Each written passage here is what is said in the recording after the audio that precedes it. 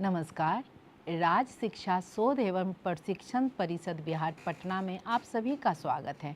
बच्चों, हम लोग पिछले कक्षा में बसंत पढ़े थे, वर्ग 8 का बसंत की पुस्तक पढ़े थे और पहला अध्याय पढ़े थे। आज हम लोग वर्ग 8 में द्वितीय पुस्तक हिंदी का पढ़ेंगे जिसका नाम है दुर्वा, और दुर्वा का पहला अध्याय गुड़िया कविता है। तो आज हम लोग गुड़िया कविता को पढ़ेंगे। तो बच्चों, गुड़िया कविता के रचयिता कौन हैं ये भी हम लोग पहले जान लेते हैं। तो गुड़िया कविता के रचयिता, जिन्हें हम कवि कहते हैं, कुंवर नारायण जी हैं। बच्चों, तो कुंवर नारायण जी के बारे में थोड़ा परिचय जान लेते हैं, फिर हम लोग आगे कविता की तरफ चलेंगे। कुंवर नारायण जी का जन्म 19 सितंबर 1927 को उत्तर प्रदेश के फैजाबाद में हुआ था और इनकी मृत्यु 15 नवंबर 2017 को हो गई। बच्चों, हम फैजाबाद के बारे में भी थोड़ा जान लेते हैं। ये फैजाबाद का प्राचीनतम नाम, पुराना नाम अयोध्या था, लेकिन 1730 में शहादत अली खां 1730 में फैजाबाद, अयोध्या का नाम फैजाबाद कर दिए और फिर इन्होंने अपनी राजधानी बना ली। फिर से 2018 में फैजाबाद का नाम फिर से बदलकर अयोध्या कर दिया गया। इसीलिए कुंवर नारायण जी का जन्म परिचय में हम लोग अगर लिखते हैं या कभी बात करते हैं तो फैजाबाद के साथ हम लोग अयोध्या का जिक्र जरूर करेंगे, क्योंकि फैजाबाद पुराना नाम था, आधुनिक में इसका नाम अयोध्या कर दिया गया है। बच्चों, यहाँ तक आपको समझ में आ गया होगा। हम लोग आगे पढ़ते हैं कुंवर नारायण जी के बारे में। कुंवर नारायण जी की बहुत सारी रचनाएं हैं, जिस कारण इनको ज्ञानपीठ पुरस्कार से भी 2005 में सम्मानित किया गया है। तो बच्चों, हम इनकी पुस्तकों का नाम भी जान लेते हैं कि इन्होंने कौन कौन सी पुस्तकें लिखी, जिसके लिए हिंदी साहित्य का सर्वोच्च पुरस्कार ज्ञानपीठ पुरस्कार से सम्मानित किया गया। बच्चों, इनकी प्रमुख रचनाएं हैं चक्रव्यूह, अपने सामने, कोई दूसरा नहीं, इन दिनों। तो इन सारी पुस्तक के लिए, इनकी रचनाओं के लिए इन्हें 2005 में ज्ञानपीठ पुरस्कार से सम्मानित किया गया। बच्चों, एक खास बात और है, कुंवर नारायण जी की भाषा शैली बहुत ही सरल है, सहज है, एकदम परवाहमय है। हम लोग अगर खुद से भी पढ़ते हैं तो इनकी भाषा समझ में आ जाती है। आप गुड़िया कविता में देखेंगे कि आप इसे खुद से पढ़कर भी समझ सकते हैं कि कवि कहना क्या चाह रहे हैं। तो इनकी भाषा शैली हमारे बोलचाल की भाषा है। इनके भाषा में परवाह है, इनकी भाषा में क्लिष्टता बिल्कुल नहीं है। इनके शब्द हमारे हर दिन के दैनिक शब्द हैं। बच्चों, इनकी रचनाएं खड़ी बोली हिंदी में होती है। अब बच्चों, ये आपके लिए नया शब्द फिर से आ गया, खड़ी बोली हिंदी। खड़ी बोली हिंदी है क्या? तो ये जो हमारी बोलचाल की भाषा है, जो हम लोग अपने ऑफिस में या हम लोग अपने विद्यालय में अपने मैम के साथ, अपने सर के साथ जिस भाषा का इस्तेमाल करते हैं, वही भाषा खड़ी बोली हिंदी है। तो बच्चों, अब हम आगे पढ़ते हैं। अब हम लोग कविता का शुरुआत करते हैं। कविता का शीर्षक है गुड़िया। कविता का शीर्षक क्या है बच्चों? गुड़िया। तो सबसे पहले हम लोग गुड़िया कविता पढ़े, इसके पहले हम जानना चाहेंगे, क्या आप सभी के पास गुड़िया है? क्या आप सभी ने गुड़िया से खेला है या गुड़िया खरीदा है? तो एक एक करके बताएंगे कि आप सभी ने गुड़िया कहाँ कहाँ से खरीदा है। हाँ, दुकान से, सही, और बाजार से, बिल्कुल सही। इसके आगे मेले से, हाँ, मेले में तरह तरह की गुड़ियाएं मिलती है, अलग अलग कपड़ों से, प्लास्टिक से या धागों से भी रची सजी हुई गुड़ियाएं मिलती हैं। मिट्टी की भी गुड़ियाएं मिलती हैं बच्चों, बिल्कुल सही। तो आप लोग मेले से भी गुड़िया लाए हैं।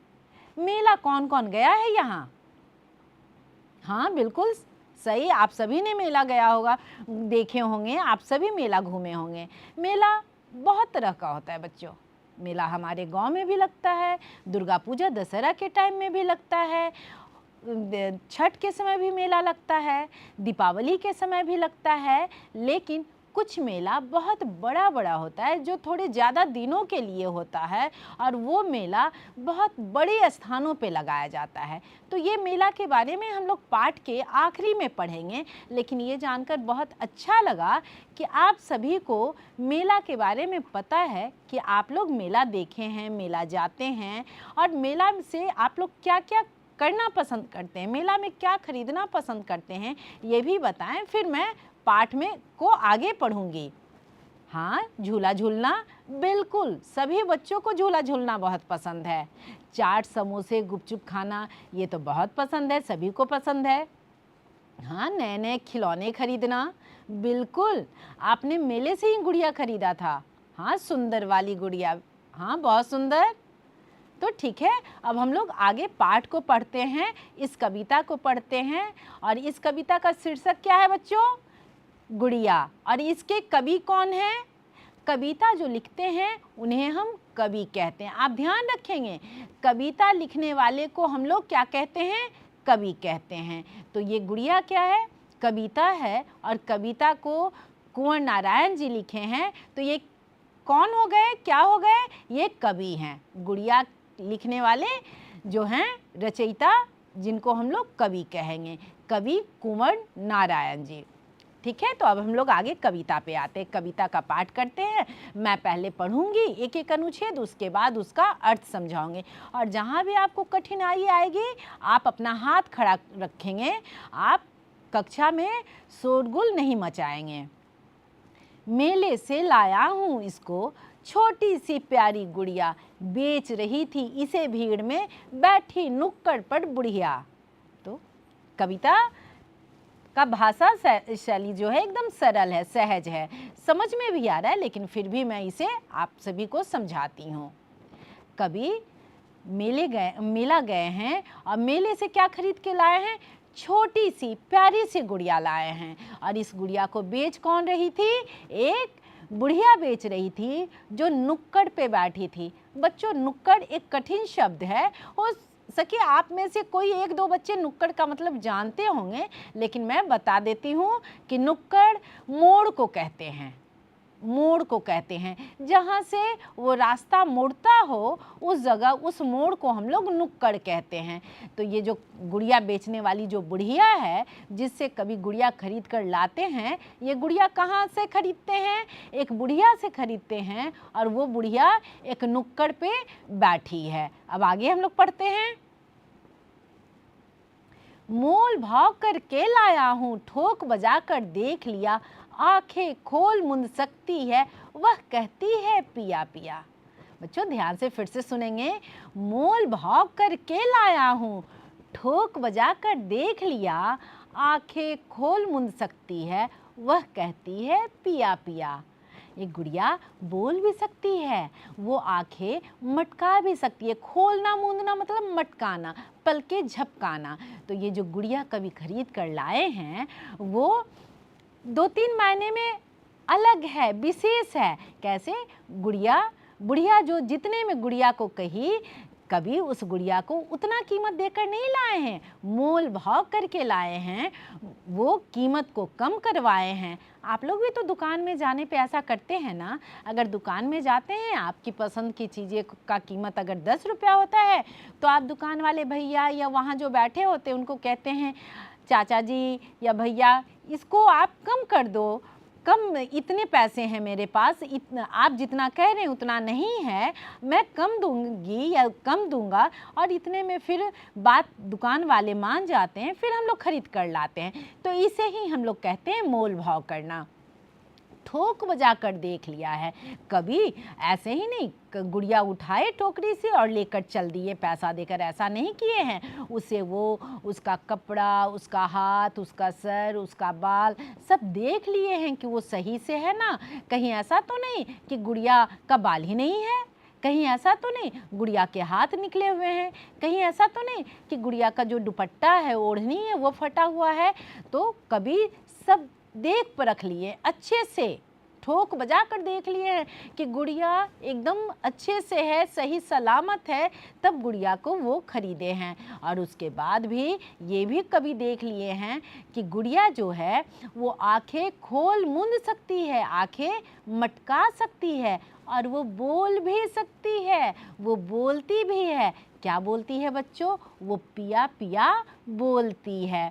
तो इस अनुच्छेद में आप देखे होंगे सिर्फ और सिर्फ एक ही कठिन शब्द था, मूंदना, जिसे हम लोग कह सकते हैं आसान शब्दों में बंद करना। ठीक है, अब आगे पढ़ते हैं हम लोग। जड़ी सितारों से है इसकी चुंडी लाल रंग वाली, बड़ी भली है इसकी आंखें मतवाली काली काली। कवि कह रहे हैं ये जो गुड़िया खरीद के लाए हैं वो गुड़िया कैसी है?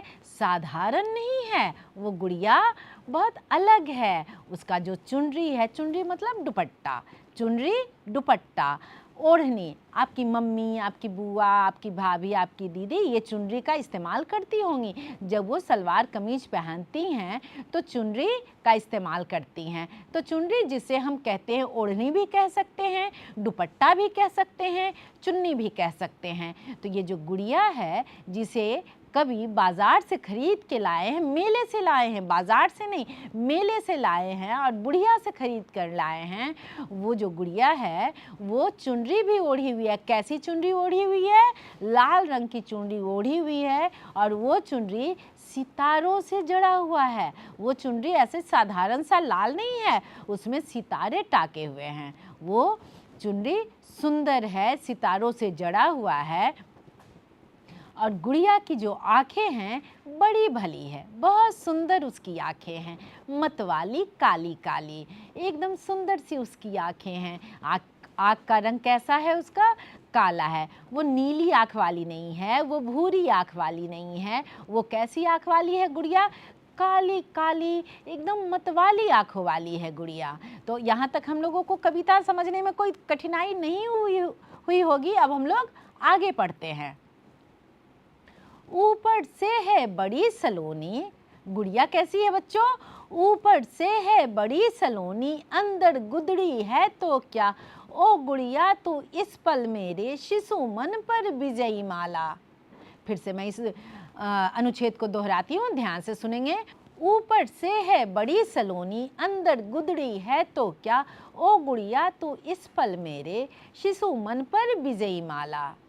कवि कह रहे हैं, बच्चों ध्यान से सुनिएगा कि कवि क्या कहते हैं इस अनुच्छेद में। कवि कह रहे हैं ऊपर से है बड़ी सलोनी, अंदर गुदड़ी है तो क्या, ओ गुड़िया तू इस पल मेरे शिशु मन पर विजयी माया। कवि कह रहे हैं कि ओ मेरी प्यारी गुड़िया, तुम ऊपर से सांवली सलोनी सी हो और अंदर तुम्हारे अंदर गुदड़ी भरा है, तो इससे कोई फर्क मुझे नहीं पड़ता है। बच्चों गुदड़ी कठिन शब्द है, इसका मतलब जान लेते हैं, फिर ये पूरे अनुच्छेद का अर्थ जानेंगे। गुदड़ी फटे पुराने कपड़े से बना हुआ, उसे गुदड़ी कहते हैं। फटे पुराने कपड़े के आप लोग गांव में देखे होंगे कि पुराने फटे पुराने कपड़े से माँ इन लोग बिछावन भी बनाती हैं, उसे हम लोग सूजनी कहते हैं। फटे पुराने कपड़े से जो बिछावन बनाती हैं माँ, उसे सूजनी कहते हैं। तो बच्चों ये जो गुड़िया बनी हुई है ये भी फटे पुराने कपड़ों से ही बनी हुई है, गुदड़ी से ही बनी हुई है, लेकिन कभी को इससे कोई फर्क नहीं पड़ता है। कोई मतलब नहीं है कि गुड़िया कैसे बनी हुई है, बस कवि को इस बात से मतलब है कि गुड़िया दिखती कैसी है, गुड़िया है कैसी। तो कवि की गुड़िया कैसी है? सलोनी सी है, सुंदर सी है, उसकी मत वाली काली काली आंखें हैं, वो पलकें बंद कर सकती है, झपका सकती है, खोल मूंद सकती है और वो पिया पिया भी कहती है। तो कवि कह रहे हैं कि ओ मेरी प्यारी गुड़िया, तुम ऊपर से चाहे जैसे भी दिखो, सुंदर सी सांवली सलोनी सी दिखो, तुम गुदड़ी से ही बनी हो तो क्या हुआ, लेकिन ओ मेरी प्यारी गुड़िया, तुम्हें मुझे बहुत अच्छी लगती हो, तुम मेरे मन पे एकदम छा गई हो, मुझे तुम बहुत ही पसंद आ रही हो। बच्चों तो इसके कठिन शब्द दो थे, गुदड़ी और शिशुमन। तो गुदड़ी का मतलब हम लोग जान चुके हैं कि गुदड़ी फटे पुराने कपड़े से बना हुआ, उसे गुदड़ी कहते हैं। और शिशुमन बच्चों का मन, बाल मन। आप लोग का भी तो मन शिशुमन है ना, आप लोग भी तो बच्चे हैं, तो आप लोग का मन कैसा है? शिशुमन है। कवि के मन की तरह ही शिशुमन है। अब हम लोग आगे पढ़ते हैं। रखूंगा मैं तुझे खिलौनों की अपनी अलमारी में, कागज के फूलों की नन्ही रंगारंग फुलवारी में। कभी गुड़िया को लाकर फेंक नहीं देंगे। हम लोग में से बहुत सारे बच्चे, या आपके साथ जितने भी बच्चे कक्षा में बैठे हैं, आप सभी जो बैठे हैं, वो उसमें से बहुत सारे बच्चों का आदत होता है कि वो खिलौना खरीद के लाए, चाहे वो खिलौना कितना भी कीमती क्यों ना हो, कितना भी कीमती खिलौना क्यों ना हो, वो खिलौना लाते हैं और 1 से 2 दिन खेलते हैं और तीसरे दिन होते होते उस खिलौने की धजिया उड़ा देते हैं। वो खिलौना का हाथ अलग है, पैर अलग है, या उसका चक्का अलग है, उसका पूरा पार्ट पुर्जा वो अलग अलग कर देते हैं। उसके बाद उसकी तरफ वो देखते तक नहीं हैं। लेकिन कभी ऐसे नहीं है, कभी अपनी गुड़िया को कहते हैं कि मैं तुम्हें लाकर फेंकूंगा नहीं, जैसे तैसे मैं नहीं रखूंगा, मैं तुम्हें गंदा भी नहीं करूंगा, मैं तुम्हें अपने खिलौने की अलमारी में स्थान दूंगा। मैं तुम्हें कहाँ रखूंगा? मैं अपने खिलौने की अलमारी में रखूंगा। और वो खिलौने की अलमारी कैसी है? कागज के फूलों से सजी हुई है। उस अलमारी में कागज के सुंदर सुंदर रंग बिरंगे फूल हैं रखे हुए। कहने का मतलब है, कवि कह रहे हैं कि कवि का जो अलमारी है वो उनका रंगारंग फुलवारी है, रंग बिरंगी उनकी फुलवारी है। बच्चों, आप लोग फुलवारी का मतलब समझ रहे होंगे। ये आपका बगीचा जहाँ आप फूल फल के पौधे लगाते हैं उसे फुलवारी कहते हैं। तो कभी भी अपनी अलमारी को फुलवारी बना के रखे हैं, फुलवारी की तरह सजा के रखे हैं। तो वो फुलवारी बनाए कैसे हैं? वो कागज के, रंगीन कागज से रंग बिरंगी फूल बना बना कर अपने अलमारी को सजाए हुए हैं। और कभी अपनी गुड़िया को, वो जो सलोनी सी गुड़िया है, जो आके खोल मूंद सकती है, जो पिया पिया बोलती है, जो गुदड़ी से बनी हुई है और वो लाल चुनरी ओढ़ी हुई है, उस गुड़िया को वो कहाँ रखेंगे? अपने खिलौने की अलमारी में वो रखेंगे। और जिस अलमारी में वो कागज के फूलों से उसको अपना रंगीन फुलवारी बना के रखे हैं, उस फुलवारी में अपनी गुड़िया को जगह देंगे। तो बच्चों, यहाँ तक आपको समझ में आ रहा होगा। इस अनुच्छेद में सिर्फ और सिर्फ एक कठिन शब्द है, उसका अर्थ है रंगारंग कठिन शब्द है। बच्चों, इसे आप पेंसिल से रेखांकित भी कर लेंगे और पेंसिल से पुस्तक में भी आप इसका अर्थ लिख सकते हैं, रंग बिरंगी। अब हम लोग आगे देखते हैं। नए नए कपड़े गहनों से तुझको रोज सजाऊंगा, खेल खिलौनों की दुनिया में तुझको परी बनाऊंगा। कभी कहते हैं कि वो मेरी सुंदर सी गुड़िया, वो मेरी सांवली गुड़िया, मैं तुम्हें एक ही कपड़े में हर दिन नहीं रखूँगा, मैं तुम्हारे लिए नए नए कपड़े लाऊंगा और कपड़े के साथ मैं गहने भी लाऊंगा।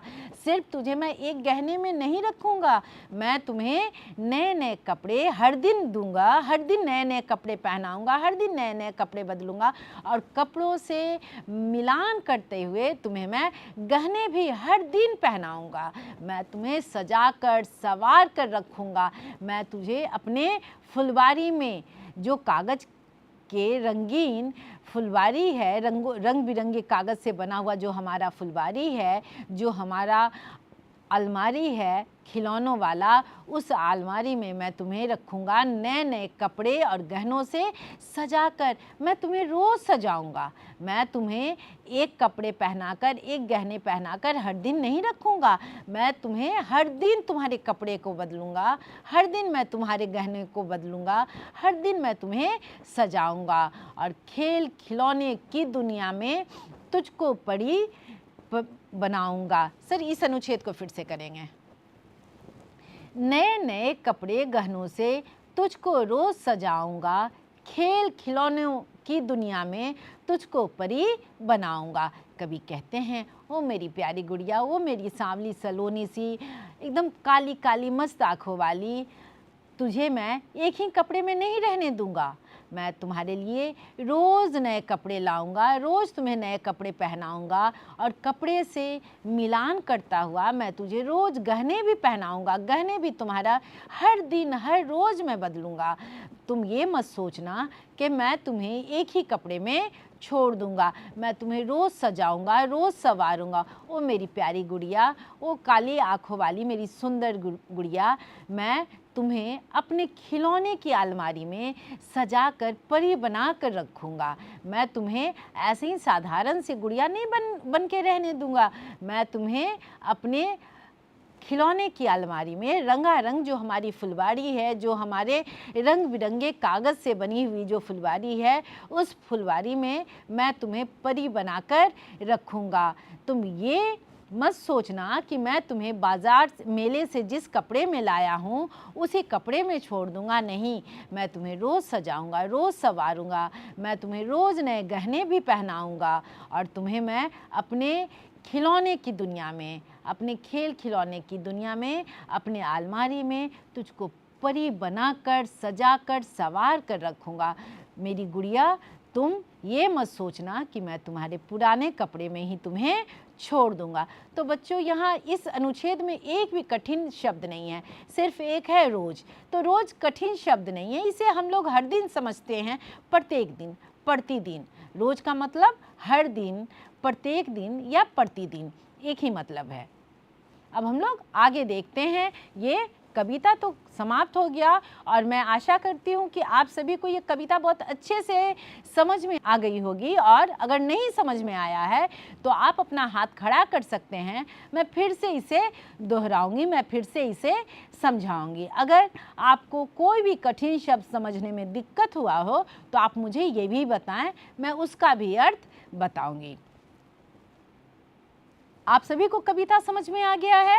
चलिए, अच्छी बात है, बहुत अच्छी बात है कि आप सभी ध्यान से इस कविता को सुन रहे थे। तो इस कविता में आए हुए प्रश्न उत्तर को देख लेते हैं कि प्रश्न उत्तर क्या हैं। और वैसे मुझे आशा है कि आप सभी को प्रश्न के जवाब भी आ रहे होंगे, लेकिन फिर भी हम लोग इसका प्रश्न उत्तर अभी कक्षा में करेंगे। तो आगे देखते हैं।